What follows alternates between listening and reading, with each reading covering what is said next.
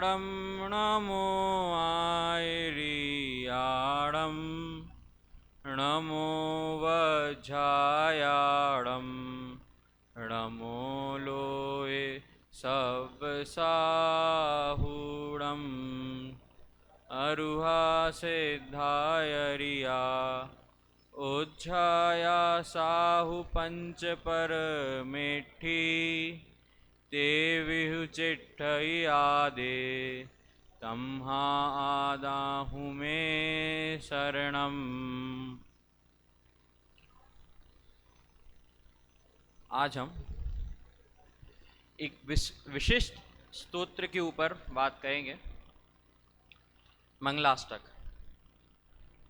हम प्रतिदिन प्रक्षाल पाठ के पूर्व मंगलाष्टक का पाठ अवश्य करते हैं, और यदि हमारे घर विशेष में कोई उद्घाटन समारोह हो, स्कूल का उद्घाटन हो, घर का उद्घाटन हो, दुकान का उद्घाटन हो, आदि आदि, ऑफिस का उद्घाटन हो, या कोई भी शुभ काम कार्य होता है या किसी चीज़ का प्रारंभ होता है, तब हम मंगलाष्टक का पाठ अवश्य करते हैं। पर जब तक हमें उसका अर्थ ज्ञात नहीं होगा तब तक उसे पढ़ने का कोई प्रयोजन सिद्ध नहीं होगा। हम जब भी कोई भी पाठ पढ़ें, हमें उसका अर्थ ख्याल में होना बहुत आवश्यक है। तो आज हम मंगलाष्टक का अर्थ देखेंगे और समझने की कोशिश करेंगे कि इसे मंगलाष्टक क्यों कहते हैं। तो सबसे पहले ये जो मंगलाष्टक शब्द है, इसकी व्याख्या देखते हैं। तो मंगल प्लस अष्टक, दो शब्द हैं, मंगल और अष्टक। अब मंगल किसे कहते हैं?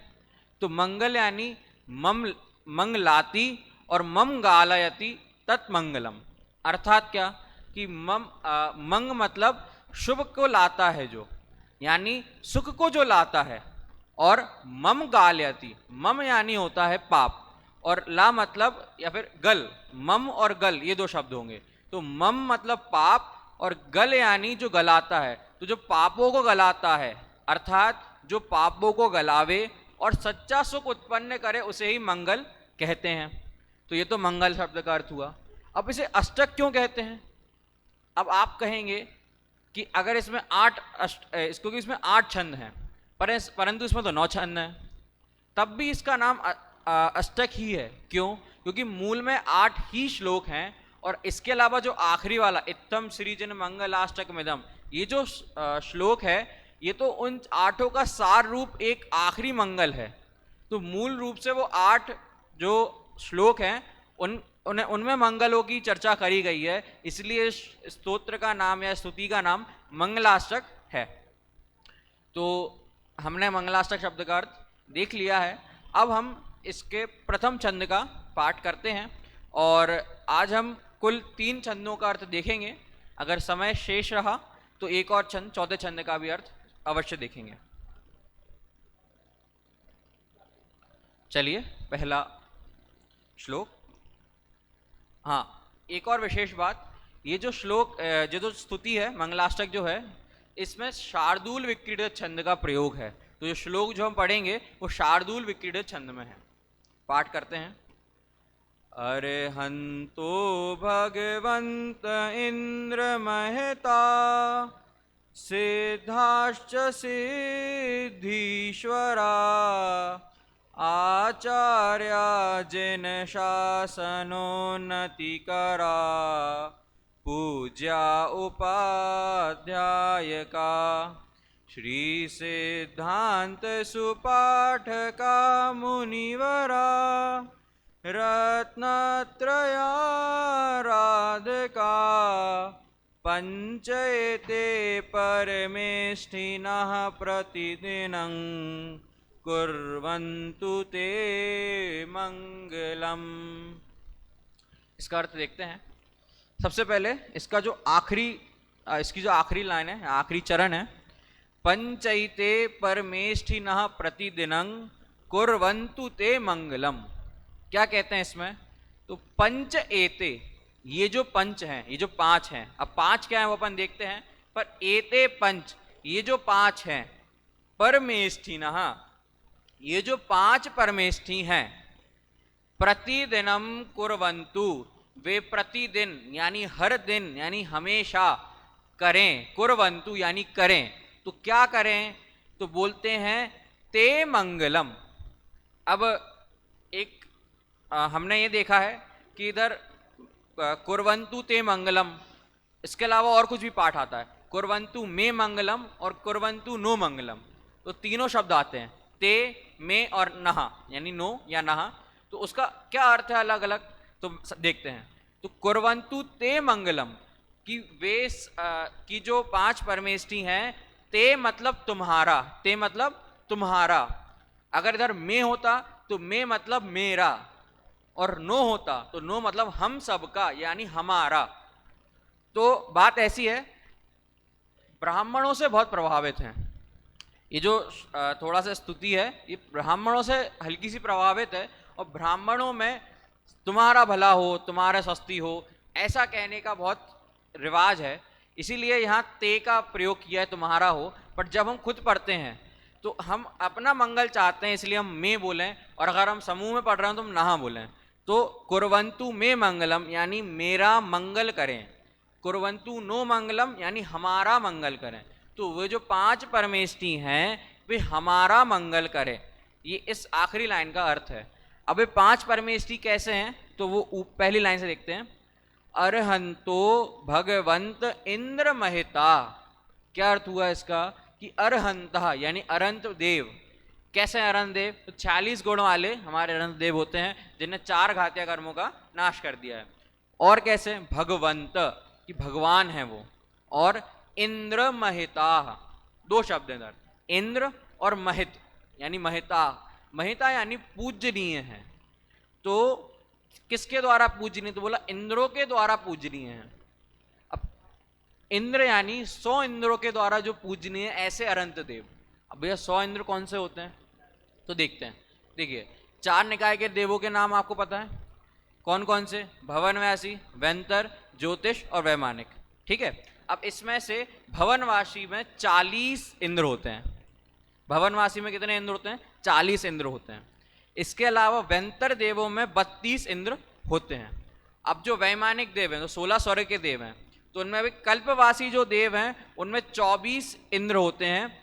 और इसके अलावा पशुओं में से यानी त्रेंचों में से इंद्र कौन है? तो शार्दूल नहीं, अष्टापद यानी शेर। और मनुष्यों में कौन इंद्र है? तो चक्रवर्ती। तो ऐसे 100 इंद्रों के द्वारा जो पूजित हैं। तो हमने सुना है कि कि समूह शरण में भगवान 100 इंद्रों के द्वारा 100 इंद्रों की उपस्थिति में दिव्यधनी खिरती है। तो 100 इंद्र कौन से? कि 98 तो देव जाति के, और एक त्रेंच में जो इंद्र है, और एक मनुष्य में जो इंद्र है, 100 इंद्रों से जो पूजित हैं। तो अरहंतः भगवंतः इंद्र महताः, कि जो अरंत भगवान इंद्रों के द्वारा पूजित हैं। और फिर क्या बोला? सिद्धाश्च, तो सिद्धाः च सिद्धीश्वरः। तो सिद्धा यानी सिद्ध भगवान, और सिद्धीश्वरा यानी क्या होता है कि सिद्धि मतलब सिद्ध पद, या फिर अगर सिद्धि का सामान अर्थ भी लें तो सारी समस्त सिद्धियां। तो जिन्होंने सारी सिद्धियों के स्वामी हैं, जो सिद्धि ईश्वर, जो सारी सिद्धियों के ईश्वर हैं, ऐसे कौन? सिद्ध भगवान। अरहंत भगवान को क्या कहा कि अरहंता भगवंता इंद्र महिता, कि जो सारे इंद्रों के द्वारा पूज्य हैं। सिद्ध भगवान को कैसा कहा कि जो सिद्धियों के ईश्वर हैं। तो ये सिद्ध भगवान है हमारे। फिर आगे क्या बोलते हैं? आचार्याः जिन शासन उन्नति कराह। तो अब आगे किसके बारे में बात करी कि आचार्य देव के। तो आचार्य कैसे होते हैं? तो बोला जिन शासन उन्नति कराह, कि जो जिन शासन की उन्नति करने वाले हैं। तो आचार्य देखो, आज के समय में हमें अरंत तो प्रस्तुत मौजूद नहीं है, सिद्ध भगवान तो कहीं भी मौजूद होते ही नहीं, क्योंकि वो सिद्ध इस्लाम है। तो हमारे लिए सबसे प्रमुख कौन है 5 परमेष्टि में से? अभी तो आचार्य परमेष्टि, क्योंकि वे प्रत्यक्ष में हमें धर्म प्रभावना करते हैं, वे प्रत्यक्ष में जिन शासन को आगे ले जाते हैं। इसलिए उन्हें क्या बोला?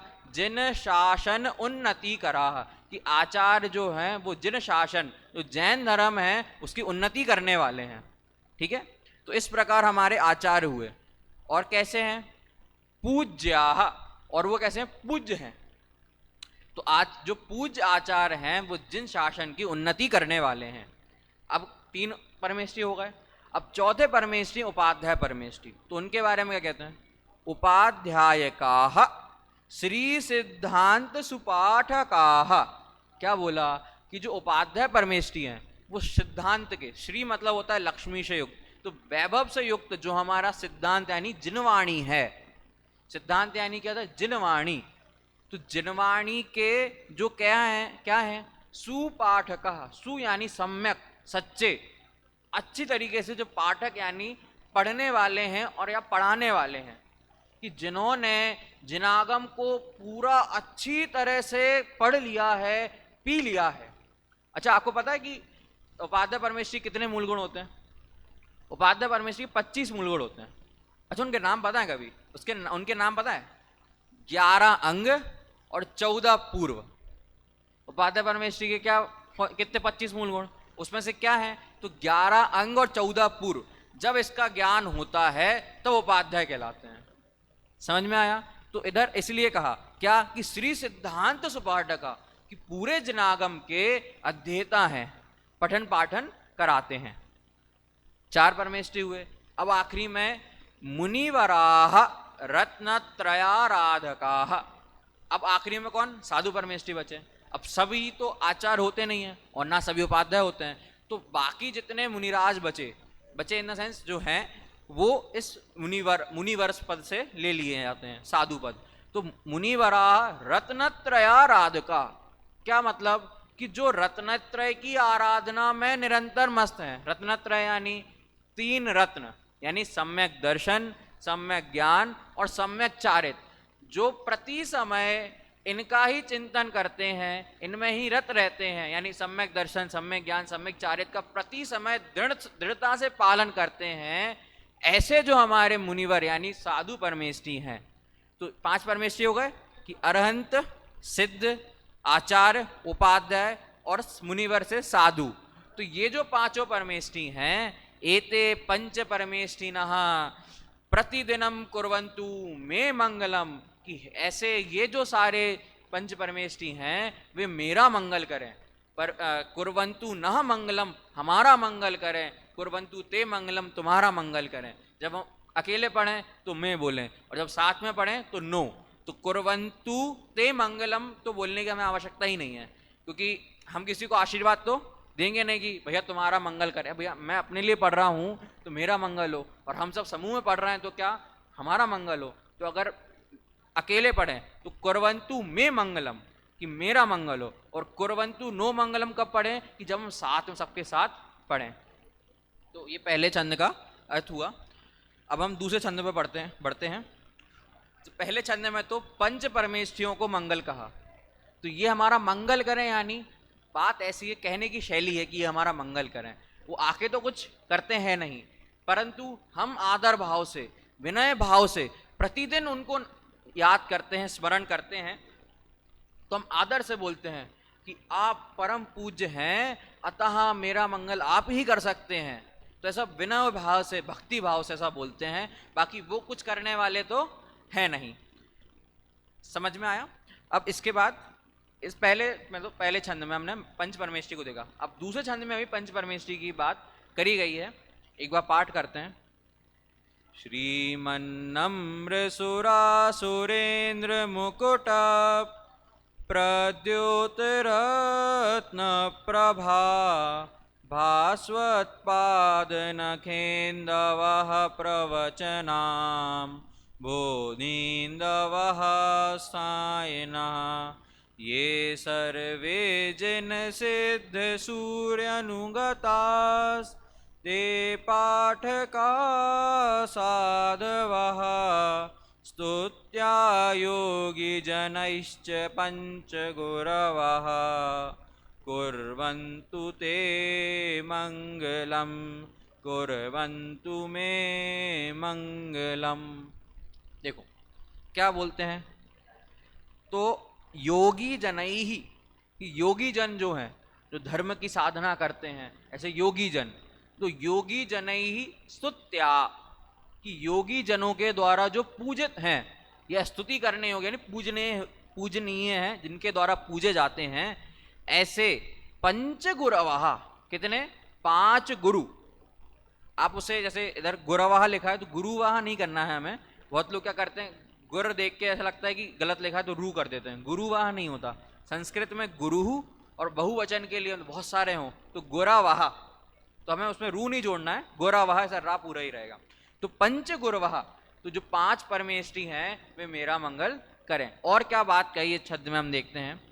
अब देखिए बहुत बढ़िया बताए, भगवान की महिमा बताइए। देखिए सुनिए, श्री यानी लक्ष्मी, तो श्री मन नम्र सुरा सुरेंद्र मुकुट प्रद्योत रत्न प्रभा भास्वत पाद नखेंदवा, इतना बड़ा एक शब्द है, इस समास करके बनाया और ये पूरा एक शब्द कहलाएगा। अब इस देखते हैं आराम कि इससे इसका क्या अर्थ है।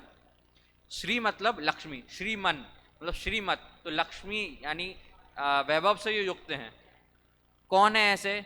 तो सुर और असुर। सुर और असुर कौन होते हैं? तो जो वैमानिक देव हैं उनका जो स्वामी है उन्हें कहते हैं सुर, और बाकी जो 3 निकाय के देव बचे, वेंतर ज्योतिष और भवनवासी, उनके इंद्रों को कहते हैं असुर। तो सुरासुर, तो श्रीमन सुरासुर की जो लक्ष्मी से युक्त सुर और असुर हैं, तो वो कैसे हैं? नम्र यानी झुके हुए हैं, उनका सिर झुका हुआ है। तो श्रीमन नम्र सुरा सुरेंद्र की जो सुर और असुर इंद्र हैं कैसे हैं? श्रीमान हैं और झुके हुए हैं जिनका सिर। और कैसा है कि मुकुट, सिर पे मुकुट पहने हैं वो, तो मुकुट प्रद्योत रत्न प्रभा। अब उनके मुकुट में क्या है? मणि है। क्या है? मणि है। तो मुकुट की मणि, तो मुकुट प्रद्योत रत्न प्रभा कि मुकुट पे जो मणि है वो कैसी है? चमकीली है। तो क्या बोलेंगे? प्रद्योत यानी चमकीली है। रत्न प्रभा, उस रत्न की प्रभा, उससे क्या हो रहा है? भास्वत, शोभायमान हो रहा है। कौन शोभायमान हो रहा है? तो बोला पाद नख, कि पैरों के नख। तो जो सुर और असुर नमस्कार कर रहे हैं तो वो सिर पे मुकुट पहने हैं और उनके मुकुट पे क्या? एक मणि लगी हुई है, और उसकी प्रभा से सामने वाले के पाद नख यानी पैर के नाखून।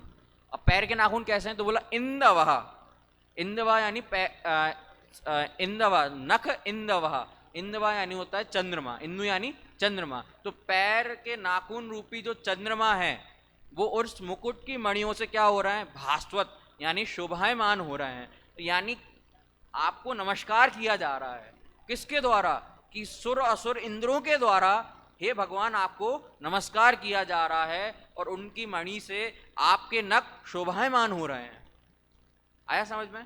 तो ऐसी भगवान की महिमा। तो पहला विशेषण हुआ कि भगवान आपके जो नख हैं वो उन सुर और असुर इंद्र जो आपको नमस्कार कर रहे हैं उनकी मणि से शोभायमान हो रहे हैं आपके नख। मतलब सोचो आपके कोई पैरों में, मतलब आप कितने बड़े हो, तो आप किसी के पैरों में कौन कब होता है? जब उससे कोई छोटा हो। तो यानी सुर और असुर इंद्र, जो सबके स्वामी होते हैं, जब वो आपके चरणों में, तो भगवान आप कितने उत्कृष्ट हो, आप कितने महान हो। फिर क्या बोला? प्रवचन अम्बोधीन दवहा। प्रवचन यानी होता है दिव्य ध्वनि। प्रवचन यानी क्या? दिव्य ध्वनि, जिनवाणी। तो प्रवचन अम्बोधि, अम्बोधि मतलब अम्ब मतलब होता है जल, और धी मतलब समुद्र, मतलब समुद्र, जल को धारण करने वाला। अम्बोधि जल को धारण करने यानी समुद्र। तो उस दिव्य ध्वनि, उस जिनागम रूपी समुद्र को इंदवह, जो आपका जिनागम रूपी समुद्र है, आपकी दिव्य ध्वनि रूपी समुद्र है, वो चंद्रमा के समान शोभायमान है और बहुत प्रकाशमान है, हर जगह फैला हुआ है समुद्र की तरह, और इन चंद्रमा की तरह कैसे प्रकाशित है। समझ में आया? तो पहला तो कि भगवान आपके जो पैरों के नख हैं, मतलब पहले तो कहा कि आप सुर और असुर इंद्रों के द्वारा नमस्कार हो, और आपका जो आपके जो वचन है वो समुद्र की तरह अथाह हैं और इंदु की तरह शोभायमान हैं। अब आगे क्या बोला? स्थायी ना, और वे कैसे हैं? स्थायी हैं, अचल नहीं है, चल नहीं है, अचल है, स्थिर हैं। ऐसे ये सर्वे, वे सारे, जिन सिद्ध सूर्य, जिन यानी अनंत देव, सिद्ध यानी सिद्ध भगवान, सूर्य, सूरी क्या शब्द है? सूरी शब्द। सूरी यानी आचार, सूर्य यानी आचार। हम सुनते हैं ना पंचकल्याण में सूर्य मंत्र दिया जाता है। सूर्य मंत्र यानी सूर्य मतलब होता है आचार। तो इधर सूर्य शब्द का क्या अर्थ है? आचार। तो अरहंत, सिद्ध और आचार। अब आगे क्या बोला, अनुगताः, तो इनके वचनों का जो पालन करने वाले हैं, इनका जो अनुसरण करने वाले हैं, किन किन का, अरहंत, सिद्ध और आचार का अनुसरण करने वाले, ऐसे कौन, पाठकाः, पाठका यानी हम ऊपर देखे उपाध्याय, उपाध्याय, और साधवा यानी साधु यानी मुनिराज, जो शेष साधु बचे वो। तो ये पांचों परमेष्टि जो हैं ये बहुत महान हैं और इनकी हमने देखी सुर और असुर इंद्रों के द्वारा नमस्कृत हैं। इनका जो जिनवाणी रूपी वचन है वो अगाध हैं और स्थायी हैं। ऐसे जो पांच परमेष्टि हैं इनको मैं नमस्कार करता हूँ और ये मेरे लिए मंगलकारी हो। इस प्रकार दो छंदों में हमने पंच परमेष्टि को स्मरण किया। अब अगला छंद देखते हैं तीसरे छंद में। तीसरे छंद में बहुत बढ़िया बात करी गई है, एक बार पहले पाठ करते हैं। सम्यक दर्शन बोध वृत्तममलम रत्नत्रयं पावनम मुक्ति श्रीनगराधिनाथ जिनप तुक्तोपवर्ग प्रदा धर्म सूक्ति सुधा च चैत्यमखिलं चैत्यालयं श्रालयं प्रोक्तं च त्रिविधं चतुर्विधममी कुर्वन्तु ते मंगलम्। इसको हम शुरुआत से देखते हैं। सम्यक दर्शन बोध वृत्तम, क्या शब्द है, सम्यक दर्शन बोध वृत्तम, ये एक शब्द है। फिर उसके बाद अमलम, अमलम यानी होता है निर्मल, स्वच्छ। क्या है स्वच्छ, तो बोला सम्यक सच्चा, दर्शन यानी श्रद्धान, तो सम्यक दर्शन। फिर बोध यानी ज्ञान, बोध यानी ज्ञान, तो सम्यक ज्ञान। वृत्तम यानी चारित्र, तो सम्यक दर्शन, सम्यक ज्ञान और सम्यक चारित्र। ये कैसे हैं, निरअमलम, अमलम क्या मतलब, निर्मल है, स्वच्छ हैं। और क्या है, रत्नत्रयम, ये क्या है, ये तीन रत्न कहलाते हैं। रत्नत्रय कौन कौन से हैं, सम्यक दर्शन, सम्यक ज्ञान और सम्यक चारित्र, ये निर्मल त्रिरत्न हैं। और कैसे हैं, तो बोला पावनम, तो पवित्र हैं। सम्यक दर्शन का मतलब अपने आप में ही सम्यक अगर शब्द लगा है सच्चा, और उसमें और अमलम पावनम यानी उत्कृष्ट है, मतलब एकदम परम शुद्ध। ऐसी महिमा के लिए मतलब आचार मतलब जिनने लिखा है उनने महिमा के लिए बिल्कुल विशेषण जोड़े हैं कि सम्यक तो है ही, पावनम अमलम एकदम उत्कृष्ट लेवल का जो रत्नत्रय है उसकी बात यहाँ करी गई है। इसके अलावा अब पहले लाइन में तो क्या, सम्यक दर्शन बोध वृत्तम अमलम रत्नत्रयम पावनम, इस प्रकार रत्नत्रय की बात करी। अब इसके बाद अगले में क्या कहते हैं, मुक्ति श्री, मुक्ति श्री यानी मोक्ष रूपी लक्ष्मी। श्री शब्द का अर्थ होता है लक्ष्मी, श्री मतलब क्या होता है, लक्ष्मी। तो मुक्ति श्री, मुक्ति रूपी लक्ष्मी। फिर क्या, नगराधिनाथ, कि मुक्ति रूपी लक्ष्मी जो है उसका जो नगर है यानी मोक्ष, मोक्ष रूपी लक्ष्मी का जो नगर है उसके कौन, अधिपति, अधिनाथ यानी अधिपति स्वामी, जिनपति यानी जिनेन्द्र देव। तो मुक्ति रूपी लक्ष्मी के नगर के स्वामी यानी मुक्ति के स्वामी कौन, जिनेन्द्र देव। इतना समझ में आया, जिनेन्द्र देव। अब क्या, उक्तः, कि जिनेन्द्र देव के द्वारा कहा गया, क्या कहा गया, अपवर्गः, अपवर्ग प्रदाह धर्मः। तो जिनेन्द्र भगवान कैसे हैं कि मुक्ति रूपी लक्ष्मी के स्वामी हैं, या फिर मुक्ति रूपी लक्ष्मी का जो नगर है उसके जो स्वामी ऐसे हमारे जिनेन्द्र देव हैं, उनके द्वारा कहा गया। क्या कहा गया कि अपवर्ग को देने वाला। अपवर्ग क्या होता है, देखो अपवर्ग यानी मोक्ष। चार वर्ग होते हैं, कौन कौन से, चार पुरुषार्थ होते हैं, धर्म अर्थ धर्म अर्थ काम और मोक्ष, ठीक है। तो इसमें से धर्म अर्थ और काम ये कहलाते हैं त्रिवर्ग। क्या कहलाते हैं, त्रिवर्ग। और इनसे भिन्न मोक्ष अपवर्ग।